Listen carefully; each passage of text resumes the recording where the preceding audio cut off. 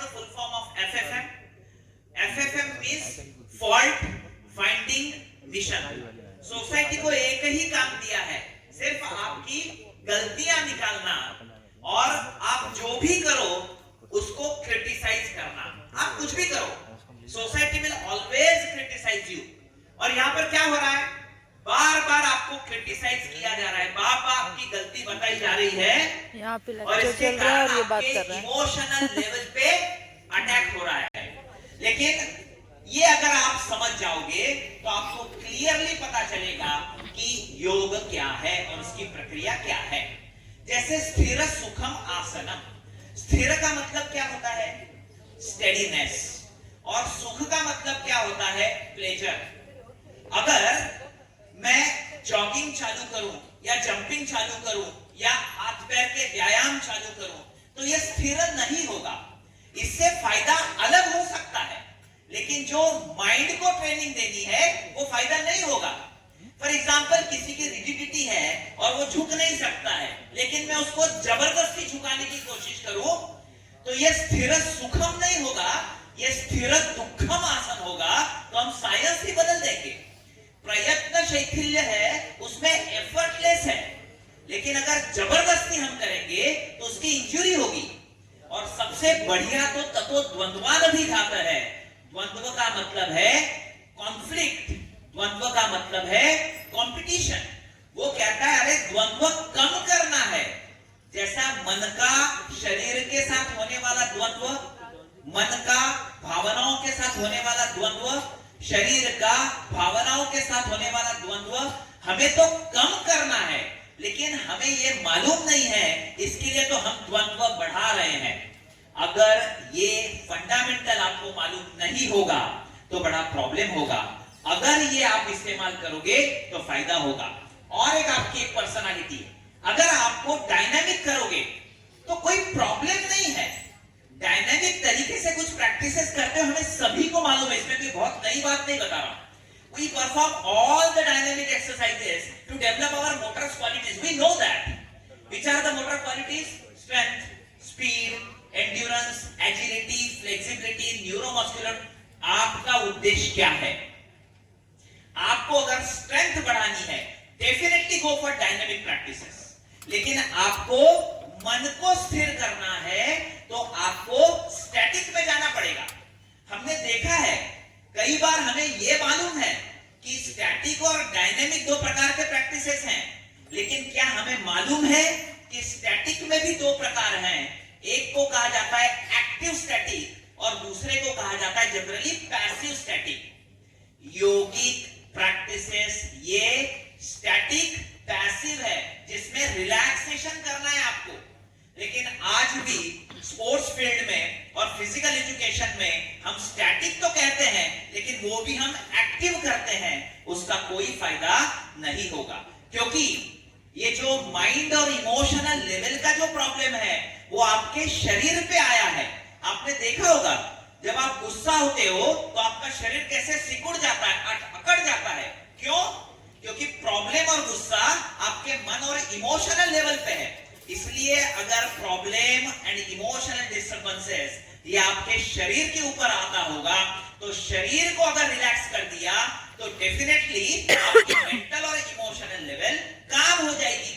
इतना simple principal है, लेकिन हमें समझ में नहीं आता है। तो यहाँ पर ये जो डिफरेंस है, जिसको स्टैटिक और डायनेमिक कहा गया है, मैं ये नहीं कह रहा हूं स्टैटिक अच्छी और डायनेमिक बुरी है। मैं ये भी नहीं कह रहा हूं कि डायनामिक अच्छी और स्टैटिक बुरी है। मैं ये कह रहा हूं कि what is your purpose. If you want to, for example, आपको बाइसेप्स बढ़ाना है, सीधे जिम में जाइएगा, डंबल्स कीजिएगा। लेकिन हाथ जोड़ के कहता हूं, उसको डंबल्स योगा मत बोलिएगा, उसका कोई रिलेशन डंबल्स योग से नहीं है। लेकिन लोगों को मालूम है आजकल योग ये तो हॉट केक है, किसी के साथ भी जोड़ दो। रोज आप वेबसाइट खोल के देख लो, रोज 100-200 प्रकार के योग निकल रहे हैं, लोग अपना अपना योग दे रहे हैं। लेकिन अगर आप ट्रेडिशनल जो संतों ने लिखा है उसको अगर आप फॉलो करो तो कोई भी डिफरेंसेस नहीं है। ये बड़ा क्लियर तरीके से लिखा है कि किस प्रकार से योग करना है। तो क्या लिखा है क्लियर तरीके से? हमने देखा व्हाट दे हैव रिटन। और एक पर्सनालिटी हमारी बची है, स्पिरिचुअल पर्सनालिटी। अगर स्पिरिचुअल पर्सनालिटी हमारी स्ट्रांग होगी, remember spirituality is nothing to do with religion. Spirituality अलग है और रिलीजन अलग है। हम स्पिरिचुअलिटी को गलती से रिलीजन समझते हैं, लेकिन spirituality is your own one of the personalities. तो अगर स्पिरिचुअली आपकी पर्सनालिटी स्ट्रांग होगी तो याद रखना, जो प्रॉब्लम्स सोसाइटी से आपको आ रहे हैं वो अभी प्रॉब्लम नहीं होंगे, वो आपके लिए अपॉर्चुनिटी होगी। दो प्रकार के लोग हैं, याद रखना। दो प्रकार के प्रॉब्लम है, याद रखना। दो प्रकार के लोग हैं, याद रखना। एक इंसान वो है जो अपॉर्चुनिटी को प्रॉब्लम समझ रहा है, और एक इंसान वो है जो प्रॉब्लम को अपॉर्चुनिटी समझ रहा है। आपको समझना होगा कि आप कौन से लेवल में हो। अगर आज भी आप अपॉर्चुनिटी को प्रॉब्लम समझ रहे हो तो आपकी मेंटल और इमोशनल कंडीशन प्रॉपर नहीं है। लेकिन अगर आप आज खुद को प्रॉब्लम को अपॉर्चुनिटी समझ रहे हो तो डरने की कोई बात नहीं। Your mental emotional and spiritual condition is proper. तो यहां पर कुछ स्पिरिचुअल प्रैक्टिसेस हैं, यम नियम, फॉर एग्जांपल धारणा, ध्यान, अलग प्रकार के। सो अगर ये बात जिसको समझ में आ गई, yoga is for integrated of personality, वो तो समाज में एक मॉन्क बैठ के बैठा है। लेकिन जो सिर्फ फिजिकल और फिजिकली कर रहा है, फ्लेक्सिबिलिटी, वजन कम करना और पसीना, वो रहते हुए भी इस प्रकार का है। शायद ये फोटो नहीं है, ये मिरर होगा, आप देख लीजिए अगर आप ऐसा कर रहे हैं तो। So try to understand yoga is for this end to achieve. तो डिजीज की हेल्थ क्यों डिस्टर्ब हो रहा है?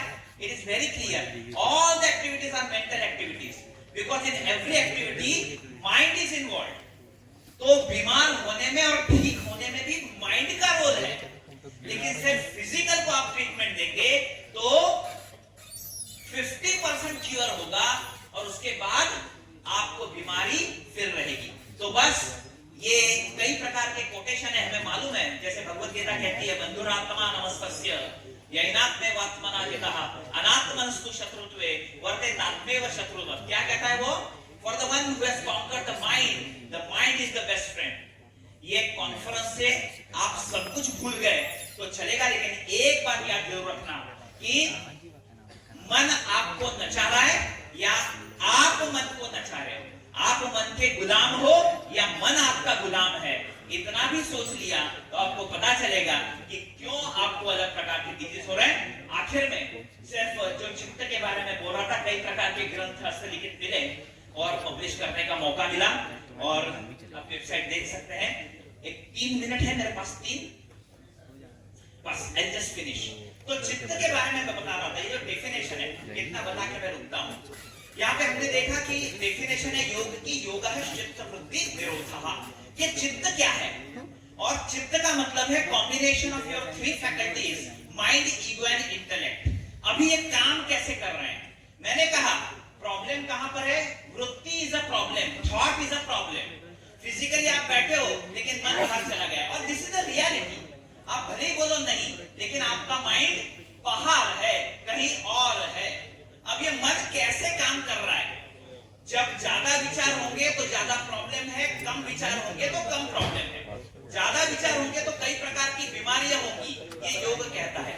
अब ये चित्त 5 लेवल में आपका काम कर रहा है, क्षिप्त, मूढ़, विक्षिप्त, एकाग्र और निरुद्ध।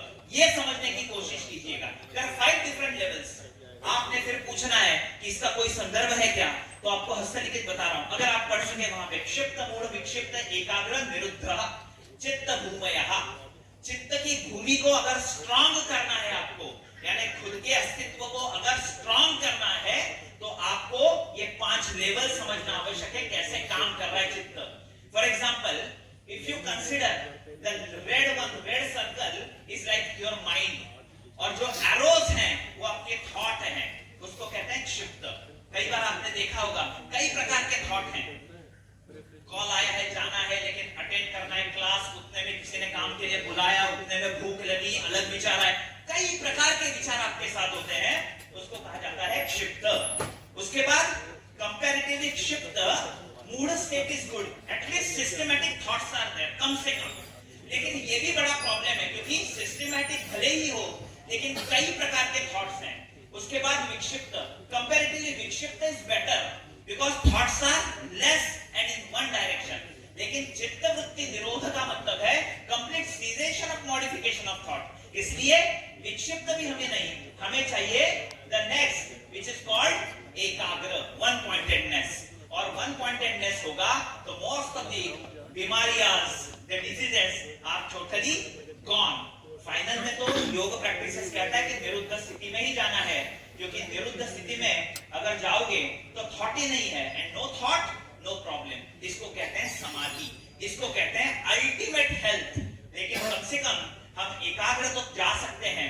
तो यहाँ पे ध्यान रखना है कि जो क्षिप्त स्थिति में है उसकी लाइफ बड़ी कंफ्यूजिंग है, उसको समझ में नहीं आ रहा क्या है। जो वो चाह रहा है नहीं मिल रहा है, जो चाहिए वो नहीं मिल रहा है, जो मिला है उसमें संतुष्ट नहीं है। उसके बाद ये जो मूड वाला है उसकी भी लाइफ बड़ी कंफ्यूजिंग है, जो चाहिए कभी कभी उसको मिल रहा है। विक्षिप्त वाले भी, लेकिन एकाग्र वाले की लाइफ नो कंफ्यूजिंग है, क्योंकि वो जो चाह रहा है वो पा रहा है, क्योंकि उसके विचार बड़े स्थिर हैं। योगिक विषय किस लिए है? हमें क्षिप्त से लेकर कम से कम एकाग्र तक जाना है, और वहां तक पहुंच गए तो इसी को हम लोग वेलनेस कहते हैं। इस वेलनेस के लिए सभी ग्रंथों ने अलग अलग प्रैक्टिसेस बताई हैं। उसमें फॉर एग्जांपल अष्टांग योग जो हमें मालूम है, यम नियम आसन प्राणायाम, प्रत्याहार धारणा ध्यान और समाधि। तो यहाँ पर आपको क्या चाहिए? ये चाहिए होगा तो जी लगाकर गलत योग प्रैक्टिसेस कीजिएगा, कोई रोकेगा नहीं। व्हाटएवर यू वांट, सभी गलत प्रकार के कीजिएगा अगर ये चाहिए होगा जीवन में। और अगर ये चाहिए होगा आपको जीवन में, तो कम से कम फंडामेंटल प्रिंसिपल्स आपको पता चलने चाहिए योग विषय के क्या है। तो यहाँ पर जो फंडामेंटल प्रिंसिपल है, अगर आपने डिस्टॉर्टेड प्रैक्टिसेस योग विषय की तो आप डिजीजेस को इनविटेशन देने वाले हो, और ऐसे ऐसे डिजीजेस होंगे कि जिसके बारे में कोई भी रेमेडी कहीं भी मेडिकल साइंस में नहीं है। ये टॉपिक अलग है, किसी दिन चर्चा करेंगे। लेकिन अगर आपने प्रॉपर प्रैक्टिसेस की है तो आपको सभी प्रॉब्लम का सॉल्यूशन आपको मिल सकता है। तो यहां पर finally what we exactly want, more we practise authentic proper, more we understand, more we understand, more we achieve, more we achieve, more we distribute. And what we want to distribute the message, कौन सा वाला message हमें देना है?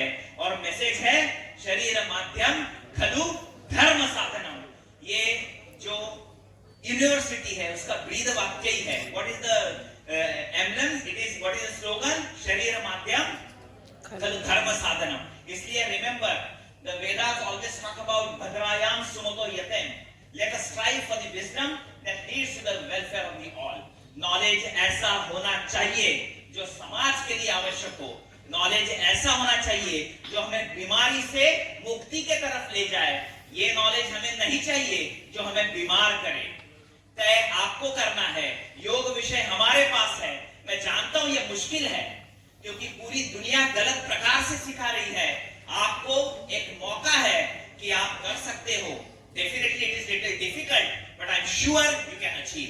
Finally मैं इतना कहूंगा, जब इरादा बना लिया ऊंची उड़ान का, तो देखना फिजूल है कद आसमान का। आप कर सकते हो इन सभी चीजों के लिए। So this is the vast spectrum of my topic today. I would like to convey very humble thanks to all the organizers for giving us. क्या कहता है ग्रंथ, क्या कहते हैं? योग के 3 फंडामेंटल प्रिंसिपल कहते हैं। अब जिसे मालूम ही नहीं है वो किसी भी प्रकार से आसन करता है, लेकिन ग्रंथ क्या कहता है? फॉर एग्जाम्पल, स्थिर सुखम आसनम प्रयत्न शैथिल्य अनंत समापत्तिभ्याम ततो द्वंद्वान अभिघातः। संतों ने लिख के रखा है, अगर करना है योगिक प्रैक्टिस तो उसका शास्त्र है, और शास्त्र है स्थिर सुखम आसनम प्रयत्न शैथिल्य अनंत समापत्तिभ्याम ततो द्वंद्वान अभिघातः। अभी प्रॉब्लम क्या है? दुनिया में सिखाया जाता है प्रैक्टिसेस से पहले, ये वही लिखा है, स्थिर